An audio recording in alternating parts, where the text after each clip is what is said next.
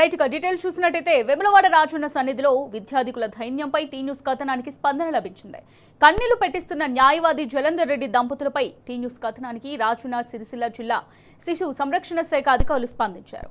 వేములవాడ రాజన్న గుడిమెట్ల వద్ద నివాసముంటున్న వారికి సిరిసిల్ల వృద్ధుల సంక్షేమ వసతి గృహానికి తరలించి నూతన వస్త్రాలను అందజేశారు. ప్రభుత్వం సాయం అందించి రాజన్న ఆలయంలో చిన్న వ్యాపారానికి అనుమతిస్తే స్వామివారి సేవలో తరిస్తామంటున్నారు జలంధర్ రెడ్డి శిరీష దంపతులు.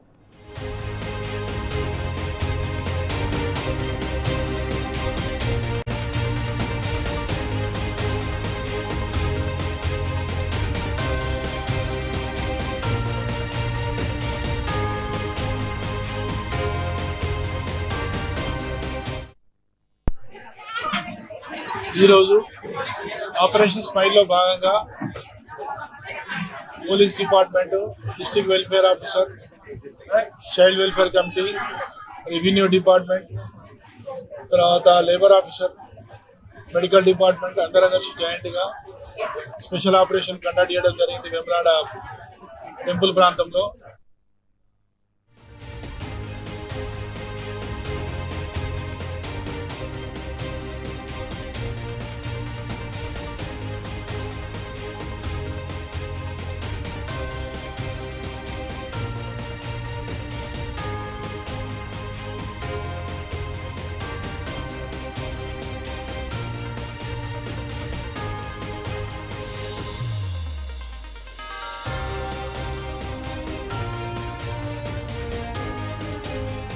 వేరే ఛాన్స్ లేక ఇక్కడ వచ్చి బ్రతుకుతున్నారు చాలా మంది. వాళ్ళు చెప్పిన స్టోరీ ఏంటంటే ఆరోగ్యం బాగాలేదు సార్, ఇక ఇక్కడ వచ్చి మేము దేవునికి అని నమ్ముకొని వచ్చినాము, ఇక్కడనే ఉండిపోయినాము, సో ఇక మేము వాళ్ళని వీళ్ళని అడుక్కొని బతుకుతున్నామని చెప్పడం జరిగింది.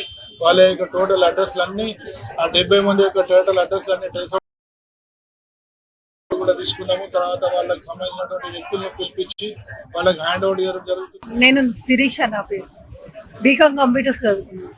ఇక్కడ నేను నా ఆరోగ్యం కోసం దేవుడి దగ్గర ఉంటున్నా సార్, అంతే. మేము వచ్చి సంవత్సరం అయిపోయింది. మేము ప్రాపర్ కరీంనగర్ మాది. మేము అడగడానికి రాలేదు, మేము దేవుడి దగ్గర మామూలుగా దేవుడి మీద నమ్మకంతోటే ఉంటున్నాం అంతే. మా సార్ కొబ్బరికాయల దగ్గర పనిచేస్తున్నాం. నేటివ్ వచ్చేసి మంతని, పెద్దపల్లి డిస్టిక్. కాకపోతే మేము చిన్నప్పటి నుంచి చదువుకున్నది లా చేసింది హన్మకొండ, కెనడాలో ప్రాక్టీస్ చేస్తున్నాను. మా మిస్సెస్ బీకామ్ కంప్యూటర్ చదువుకుంది. మేము ప్రస్తుతం ఇప్పుడు ఇక్కడ ఇంతకుముందు చెప్పుల స్టాండ్లో పనిచేసినాం, బాత్రూంలో చేసినాం. ఇప్పుడు ప్రస్తుతం కొబ్బరికాయలు కొట్టే దగ్గర వర్క్ చేస్తున్నాం. Because of we're not beggars.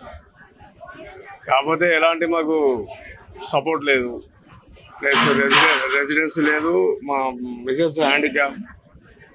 జర అందరూ మీరు మీడియా ప్రతినిధులకు అందరికి మేము విన్నవించుకునేది ఏంటి అంటే, చాలా కూడా ఆమెకు ఒక పెన్షన్ వచ్చేటట్టు చేస్తే, ఇంత ఇల్లు అనే మన రూమ్ అకామిడేషన్ రెసిడెన్సీ ఇస్తే మాకెంతో మేలు చేసిన వారు అవుతారని మేము. వారిని కదిలిస్తే కన్నీళ్లే, అందరూ ఉన్న అనాథలాగా మిగిలారు. వేములవాడ రాజన్న ఆలయ పరిసరాల్లో యాచిస్తున్న వృద్ధులకు అధికారులు కౌన్సిలింగ్ ఇచ్చారు. ఈ కౌన్సిలింగ్ లో ఓ అరుదైన కుటుంబ కథ అందరినీ కలిచివేసింది. భర్త LLB పూర్తి చేయగా భార్య బీకామ్ కంప్యూటర్స్ పూర్తి చేసి రాజన్న సన్నిధిలో యాచిస్తూ కాలం వెల్లదీస్తున్నారు. కన్నీళ్లు పెట్టిస్తున్న విద్యావంతులైన జలంధర్ శిరీష దంపతులపై టీ న్యూస్ ప్రచారం చేసిన కథనాన్ని మరోసారి చూద్దాం.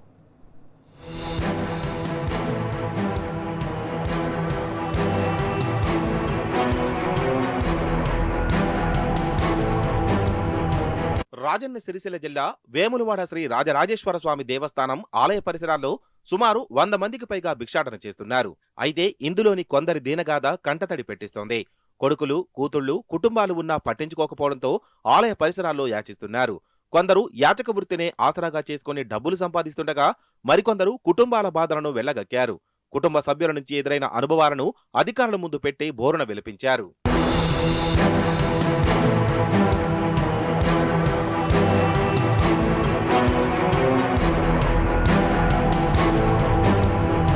ఇక్కడ మనకు కనిపిస్తున్న ఈ జంటను చూశారు కదా. వీరు రాజన్న సన్నిధిలో చేతికి దొరికిన పని చేసుకుంటూ జీవనం సాగిస్తున్నారు. కరీంనగర్ కు చెందిన జలంధర్ రెడ్డి, శిరీష దంపతులు ఉన్నత విద్యను అభ్యసించారు. జలంధర్ రెడ్డి LLB పూర్తి చేయగా శిరీష బీకామ్ కంప్యూటర్స్ పూర్తి చేసింది. యాచకులకు అధికారులు కౌన్సిలింగ్ ఇస్తుండగా వీరు ఇంగ్లీష్లో మాట్లాడిన విధానం చూసి ఒక్కసారిగా అవాక్కయ్యారు. అయితే తన భార్య ఆరోగ్యం సరిగా లేకపోవడంతో రాజన్న సన్నిధికి వచ్చి ఇక్కడే ఉంటున్నామని జలంధర్ రెడ్డి తెలిపారు. భార్యని భర్త చంపడం, భర్తను భార్య చంపడం జరుగుతున్న ప్రస్తుత కాలంలో ఈ జంటను చూసి నేర్చుకోవాల్సింది ఎంతో ఉంది. భార్య బాగు కోసం రాజన్న చెంతకు వచ్చి ఇక్కడే దొరికిన పని చేస్తూ జీవితం గడుపుతున్న తీరు అందరినీ ఒక్కసారిగా కంటతడి పెట్టించింది. స్పందించిన అధికారులు వారిని మెరుగైన వైద్యం కోసం హాస్పిటల్కి తరలించారు. నేను శిరీష, నా పేరు. బీకామ్ కంప్యూటర్స్ చదువుకున్నాను. ఇక్కడ నేను నా ఆరోగ్యం కోసం దేవుడి దగ్గర ఉంటున్నా సార్, అంతే. మేము వచ్చి సంవత్సరం అయిపోయింది. మేము ప్రాపర్ కరీంనగర్ మాది. మేము అడగడానికి రాలేదు. మేము దేవుడి దగ్గర మామూలుగా దేవుడి మీద నమ్మకంతో ఉంటున్నాం, అంతే. మా సార్ కొబ్బరికాయల దగ్గర పనిచేస్తున్నాం. లా చేసింది హనుమకొండ, కెనడాలో ప్రాక్టీస్ చేస్తున్నాను. మా మిస్సెస్ బీకామ్ కంప్యూటర్ చదువుకుంది. మేము ప్రస్తుతం ఇప్పుడు ఇక్కడ ఇంతకుముందు చెప్పుల స్టాండ్లో పనిచేసినాం, బాత్రూంలో చేసినాం. ఇప్పుడు ప్రస్తుతం కొబ్బరికాయలు కొట్టే దగ్గర వర్క్ చేస్తున్నాం. Because of we're not beggars. కాకపోతే ఎలాంటి మాకు సపోర్ట్ లేదు, ప్లస్ రెసిడెన్స్ లేదు. మా మిసెస్ హ్యాండిక్యాప్. జర అందరూ మీరు ఆమెకు ఒక పెన్షన్ వచ్చేటట్టు చేస్తే ఇంత ఇల్లు అనే మన రూమ్ అకామిడేషన్ రెసిడెన్సీ. ఇంటికాడ కొడుకు కొట్టి చంపుతాడనే భయంతోనూ కష్టం చేసే శక్తి లేకనో రాజన్న సన్నిధికి వచ్చిన వాళ్లకు ఆ ఏములాడ రాజన్నే దిక్కయ్యాడు. ఇలాంటి వారికి చట్టపరమైన సాయం అందిస్తామని ఎస్పీ చంద్రయ్య వెల్లడించారు. వృద్ధులను వేధించిన వారిపై కేసులు కూడా నమోదు చేస్తామని హెచ్చరించారు. అవసరమైన వారికి సహాయ సహకారాలు అందిస్తామని ఎస్పీ తెలిపారు. వేములవాడ రాజన్న ఆలయ పరిసరాల్లో ఎవరూ యాచించరాదని సూచించారు ఎస్పీ చంద్రయ్య. సో ఇక మేము వాళ్ళని వీళ్ళని అడుక్కొని బతుకుతున్నామని చెప్పడం, టోటల్ అడ్రస్లన్నీ ఆ 70 మంది యొక్క టోటల్ అడ్రస్లన్నీ ట్రేస్ అవుట్ చేయడం జరిగింది. వాళ్ళ ఆధార్ కార్డులు కూడా తీసుకున్నాము. తర్వాత వాళ్ళకి సంబంధించినటువంటి వ్యక్తులను పిలిపించి వాళ్ళకి హ్యాండ్ ఓవర్ చేయడం జరుగుతుంది. అందులోకి వెళ్ళి ఒక 4 పేషెంట్గా ఉన్నారు. ఒక ఆమె టీబీతో సఫర్ అవుతున్నది. ఆమె కూడా ట్రీట్మెంట్ ఇవ్వడానికి మెడికల్ డిపార్ట్మెంట్ వాళ్ళు కూడా ఆల్రెడీ నోట్ చేసుకుని హాస్పిటల్లో జాయిన్ చేస్తున్నారు. ఇద్దరేమో సైకియాట్రిక్ ప్రాబ్లమ్స్ ఉంటున్నారు. కథటికి ఏంటంటే అందులో ఆ సైకాట్రిక్ ప్రాబ్లం ఉన్నటువంటి వాళ్ళు, ఒక ఆయన అడ్వకేటు, ఒక ఆమెను బీఎస్సీ కంప్యూటర్ సైన్స్ చదువుకున్నది. వాళ్ళ ఇంటి ప్రాబ్లమ్స్ తోటి, వాళ్ళ సైకాట్రిక్ ప్రాబ్లం తోటి ఇక్కడనే అడుక్కొని ఉంటున్నారు. సో వీళ్ళని కూడా మనము గవర్నమెంట్ హాస్పిటల్లో సైకాట్రిక్ డిపార్ట్మెంట్లో చేర్పిస్తున్నాము. కట్టుకున్న వాడిని నమ్మి కన్నవాళ్లను వదులుకొని వచ్చిన భార్య కోసం ఆ భర్త తీసుకున్న నిర్ణయాన్ని అందరూ అభినందిస్తున్నారు. ఆలుమగలు అనే పదానికి అసలైన అర్థంలా నిలిచారని స్థానికులు చెప్పుకుంటున్నారు.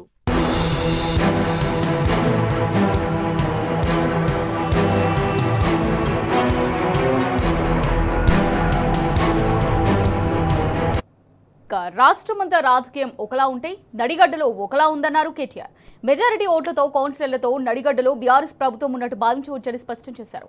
ఇదే స్ఫూర్తితో ఎన్నిక ఏదైనా గెలిచేది గులాబీ జెండా ఎగురుతుందని ఆశించారు.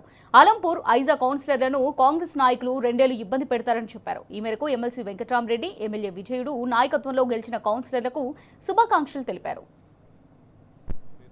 నడిగడ్డలో ఈసారి మొత్తం రాష్ట్రం అంతా రాజకీయం ఒకలాగుంటే నడిగడ్డ మాత్రం ఒకలాగుంది.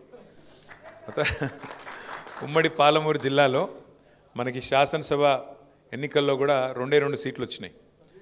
ఆ 2 ఏమి అంటే, ఒకటి అలంపూరు, రెండవది గద్వాల. సరే, గద్వాల్లో గెలిచిన ఎమ్మెల్యే గారు ఇవాళ రేవంత్ రెడ్డి గారి చంకలో దూరినారు, పర్వాలేదు. కానీ మొన్న మున్సిపల్ ఎన్నికల్లో కూడా ఆశ్చర్యకరమైన విషయం నాకు వెంకటరామరెడ్డి గారు ఎప్పటికప్పుడు చెప్తా ఉన్నాడు. మనకు నడిగడ్డలో 4 మున్సిపాలిటీలు ఉంటే 2 అవుట్ రైట్గా గెలిచినాము, 1 దాదాపు గెలిచినాం. గద్వాల కూడా గెలిచినంత పని అయింది, కానీ కొద్ది తేడాతో పోయింది. కానీ మెజారిటీ చూస్తే మళ్ళీ కౌన్సిలర్ల పరంగా, ఓట్ల పరంగా మన పార్టీకే వచ్చింది. రాష్ట్రం మొత్తం కాంగ్రెస్ ప్రభుత్వం ఉన్నా నడిగడ్డలో మాత్రం మన ప్రభుత్వమే ఉన్నట్టుగా ఇంకా కూడా భావించాల్సి ఉంటుంది. సర్పంచ్ ఎన్నికల్లో కూడా చాలా గొప్ప విజయాన్ని మీరు అలంపూర్లో నమోదు చేశారు. దాదాపు 60-65% మరి సర్పంచులు కూడా మన పార్టీ గెలుచుకున్నది, మన పార్టీ మద్దతుదారులు గెలుచుకున్నారు. అట్లాగే కౌన్సిల్లో కూడా మళ్ళీ ఇందాక నేను చెప్పినట్టు అటు గద్వాల అయితేనేమి, అలంపూరు, ఐజా అయితేనేమి, వడ్డేపల్లి అయితేనేమి, మొత్తంగా మెజారిటీ కౌన్సిలర్లు మనమే సాధించినాం, మెజారిటీ ఓట్లు కూడా మనమే సాధించినాం. ఒకటి మాత్రం వాస్తవం, ఇవాళ రాష్ట్రంలో ప్రజలు, ముఖ్యంగా మీ నడిగడ్డలో ఏదైతే స్ఫూర్తి ఉందో ఆ నడిగడ్డ స్ఫూర్తి రాష్ట్రం మొత్తం పాకాలి, రాష్ట్రం మొత్తం కూడా నడిగడ్డని స్ఫూర్తిగా తీసుకోవాలి. ఎన్నిక ఏదైనా ఎగిరేది మాత్రం గులాబీ జెండా అన్నట్టుగా ఇవాళ నడిగడ్డలో అది మున్సిపల్ ఎన్నికైనా, పంచాయతీ ఎన్నికైనా, శాసనసభ అయినా, శాసన మండలి అయినా అన్నిట్లో మీరు గెలిపించుకున్నారు. నాకు విశ్వాసం ఉంది రేపు మళ్ళీ తప్పకుండా నడిగడ్డలో జిల్లా పరిషత్ వచ్చినా, లేదంటే సొసైటీ ఎన్నికలు వచ్చినా, లేదంటే మళ్ళీ శాసనసభ ఎన్నికలు వచ్చినా తప్పకుండా వెంకటరామరెడ్డి గారి నాయకత్వంలో, విజయుడి గారి నాయకత్వంలో మళ్ళీ గులాబీ జెండా ఎగురుతుందనే విశ్వాసం నాకుంది. వెంకటరామరెడ్డి గారు మీకు నాయకుడిగా ఉండడం నిజంగా కూడా మీ అదృష్టం. ఎందుకంటే ప్రజల పనుల విషయంలో కూడా మొండోడు, అంటే అంత కమిట్మెంటు. ఇప్పుడు ఏం అవసరం ఉంది, మేము గవర్నమెంట్లో లేము, ఈ గవర్నమెంట్ని తిట్టుకుంటా నడిపించేయచ్చు. వీళ్ళు చేయట్లేదా, వీళ్ళు చేయాల్సిన పని చేయట్లేదు, వీళ్ళని పట్టించుకోవట్లేదు, దున్నపోతు మీద వానబడ్డట్టున్నారని దులుపుకోవచ్చు. కానీ ప్రజల మీద, రైతాంగం మీద, ప్రాంతం మీద, నియోజకవర్గం మీద ప్రేమ ఉండే మనిషి అయితే యాడికన్నా పోయి, ఎంత దూరం అన్నా పోయి పని చేసుకొచ్చే తత్వం వెంకటరామరెడ్డి గారిది.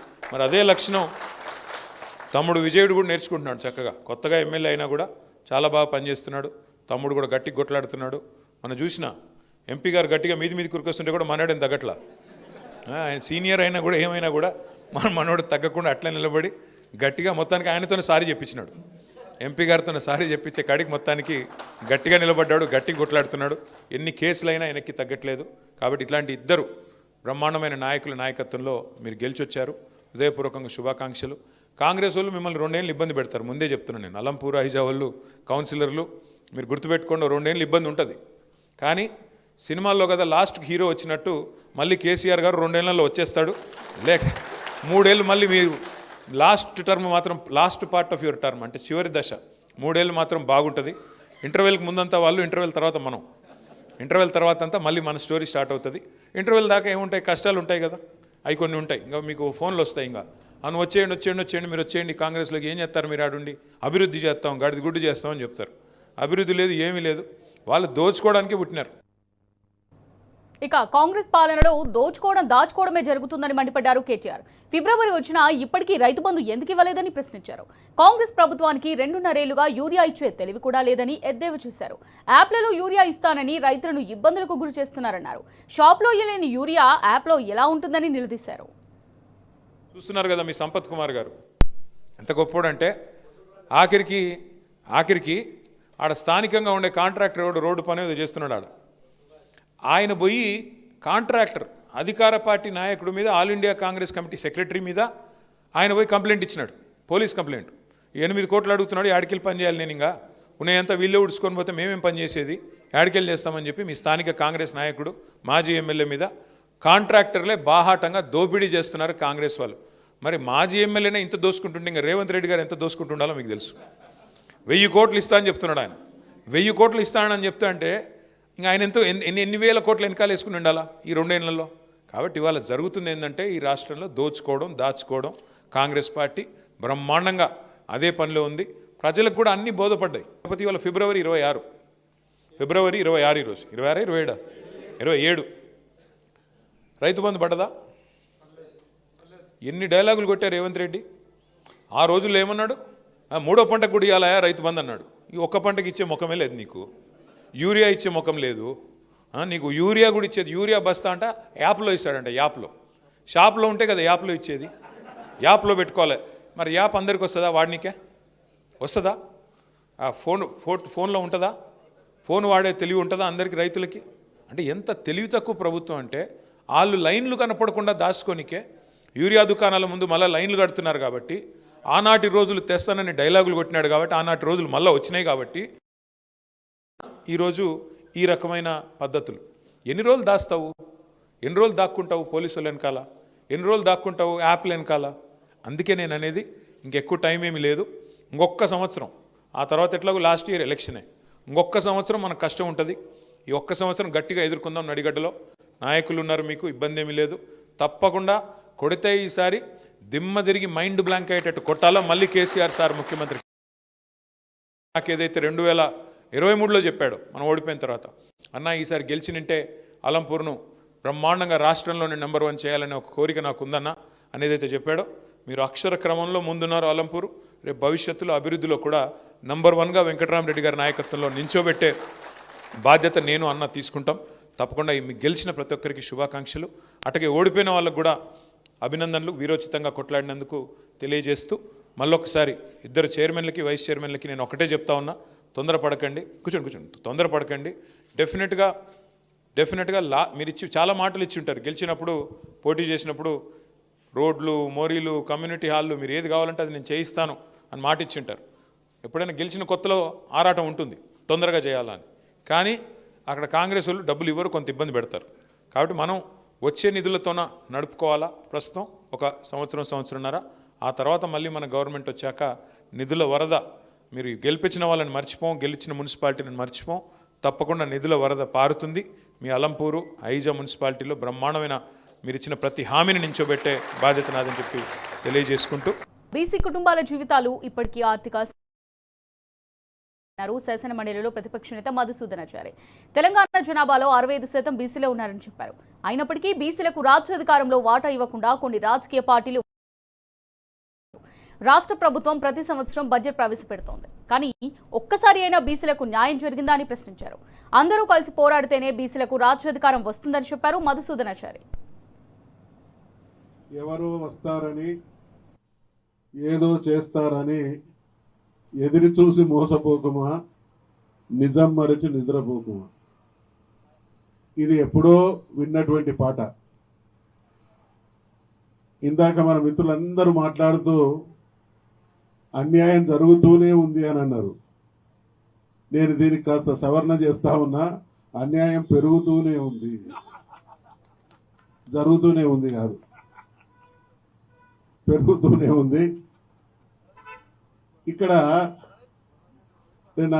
నాకు స్థూలంగా అర్థమైనటువంటి 2 విషయాలు పెద్దలందరితో పాలు పంచుకుంటా. ఈ దేశంలో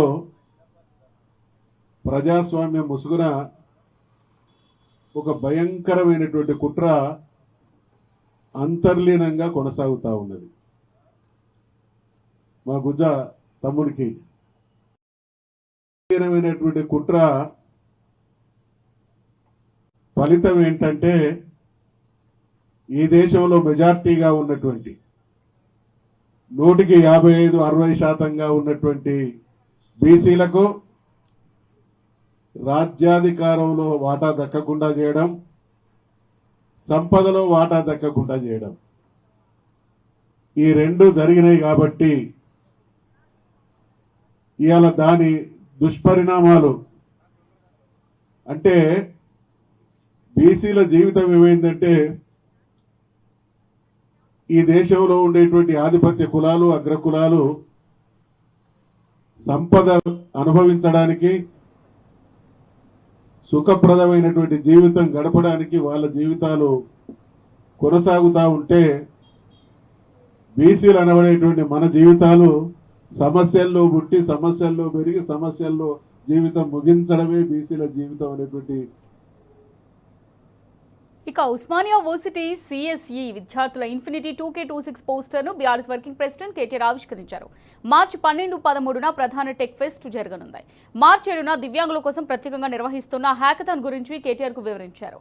దివ్యాంగులకు సాంకేతికతను చేరువ చేయడం, వారి అవసరాలకు తగ్గట్టుగా ఎలాంటి ఆటంకాలు లేని సాఫ్ట్వేర్ టెక్నాలజీ ప్రాజెక్ట్ అభివృద్ధి చేయడమే లక్ష్యంగా హ్యాకథాన్ ఏర్పాటు చేశామని విద్యార్థులు తెలిపారు. సామాజిక బాధ్యతతో కూడిన ఆలోచన చేసిన విద్యార్థులను కేటీఆర్ అభినందించారు. టెక్నికల్ పోటీలకు పరిమితం టెక్నాలజీ వాడాలనే ఓయూ విద్యార్థుల ఆలోచన విధానం స్ఫూర్తిదాయకమని ఆయన ప్రశంసించారు.